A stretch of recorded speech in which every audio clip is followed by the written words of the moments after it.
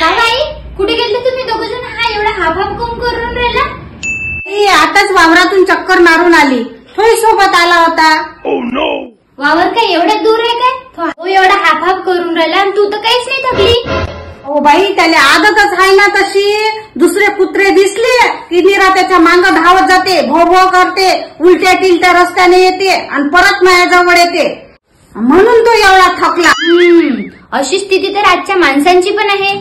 जीवनाच्या लक्ष्यापर्यंत पोहोचणं कठीण नाही, पण रस्त्यात दिसणारे कुत्रे माणसांना भटकवतात. भटकावच माणसाला थकवा आणतो. भोग में देइन कुत्तों को, अपने लक्ष्य प्राप्ति की दिशा में बढ़ते रहो, एक ना एक दिन मंजिल मिल ही जाएगी. वाह वाह वाह, बहुत खूब.